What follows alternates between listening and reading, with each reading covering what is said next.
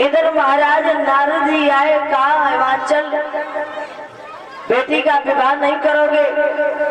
जवाब दिया नारद जी, बेटी का विवाह करें तो करें कैसे, कुछ समझ में नहीं आ रहा। क्यों? जवाब दिया, इस बेटी को कहीं तपस्या करने के लिए भेजो, ये स्वयं अपना पति चुनेगी। राजा हिमाचल ने कहा मैं आज्ञा देता हूँ। आज उसी समय नारद जी ने पार्वती को आज्ञा दिलवाई तो पार्वती तपस्या करने के लिए गई। इधर नारद ने विचार किया कि पार्वती को तो हमने तपस्या के लिए भेज दिया, लेकिन अब हमारा काम है कि भोले बाबा समाधि को लगाए बैठे हैं, भोले बाबा को भी तो मनाना पड़ेगा। क्यों? कि मैया पार्वती का ये कहना रहे कि जब जब पृथ्वी पर जन्म लूं और मरूं तो तब तब हमें भोले बाबा जैसे ही पति मिले। जब जब रहे जा देह हमारी तो तब तब मिले शंभु तपधारी। तपस्या कर रही पार्वती, सिर्फ इसी बात को मांग रही। अब नारद जी जाकर के भोले बाबा के पास में पहुंचे। भोले बाबा समाधि लगाए कहाँ? शमशान घाट में। और शमशान घाट उसे कहते हैं श्रोताओ, शमशान घाट के अंदर चाहे व्यक्ति पैसे वाला हो चाहे गरीब हो, चाहे गोरा हो चाहे काला हो, चाहे अच्छा हो चाहे बुरा हो, शमशान घाट के अंदर पहुंचने के बाद सबकी शान बराबर हो जाती है। उसी को कहते हैं शमशान। वहाँ नहीं चलता कि आप भैया हम पैसे वाले हैं, हम गरीब हैं, हम अच्छे हैं, हम बुरे हैं, वहाँ नहीं है। सम का मतलब होता है बराबर। वही होती है शमशान घाट। अब भोले बाबा शमशान घाट में बैठे, उसी समय नारद जी पहुंचे। भोले बाबा समाधि को लगाए, नारद ने आवाज लगाई, जो बीड़े को बजाया। आज उसी समय भोले बाबा ने आंखें खोली। आंखें खोली है तो महाराज नारद बोले, भोले बाबा हाँ हाँ हम आपके पास आए लेकिन एक काम है। जवाब दिया, क्या? कि मानोगे? भोले बाबा बोले, अगर मानने वाली होगी तो मानी जाएगी। जवाब दिया है भोले बाबा, हिमाचल नगरिया में रहने वाले राजा हिमाचल की बेटी है जिसका नाम है पार्वती, और वो तपस्या कर रही है। तपस्या में यही मांग रही है कि जब जब रहे जा देह हमारी हो तब तब मिले शंभु तपधारी। आप ही को मांग रही। भोले बाबा ने जवाब दिया, नारद जी आप ये मीठी मीठी बातें हमसे नहीं करो। क्यों? बहुत से लोग कहते हैं नारद जी चुगला थे, नारद जी चुगला थे। ऐसा नहीं है। नारद वो चीज थी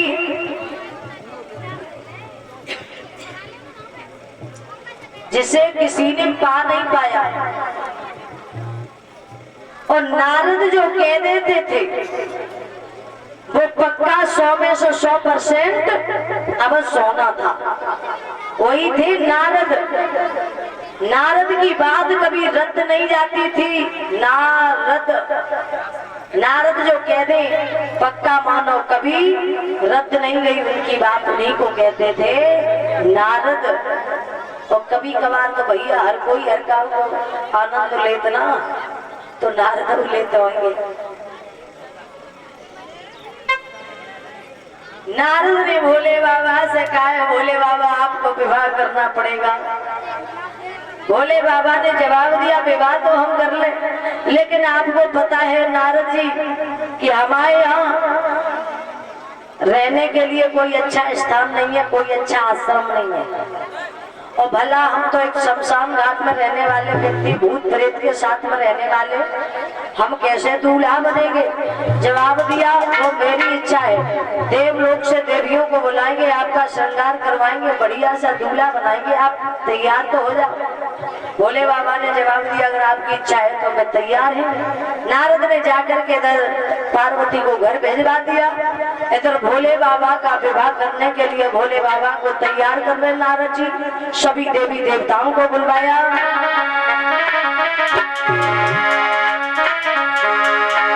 के हल्दी चढ़वाने के बदले तन पे भस्म रमाई गई भोला।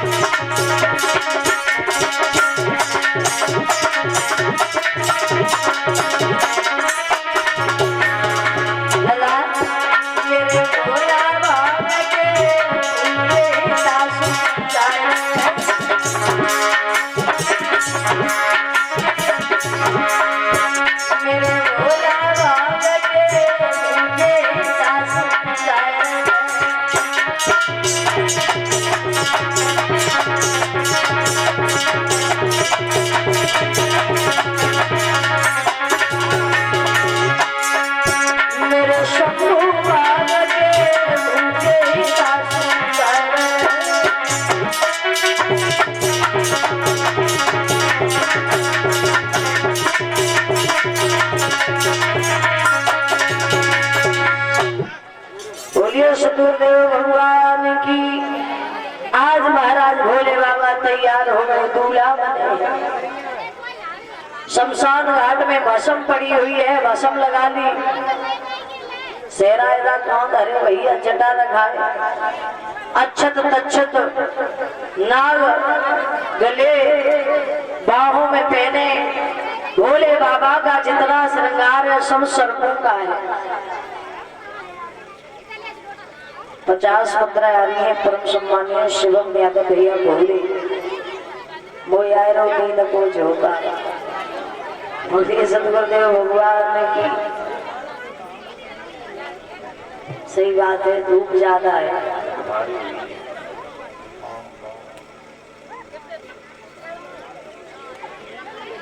इधर भोले बाबा तैयार हो गए।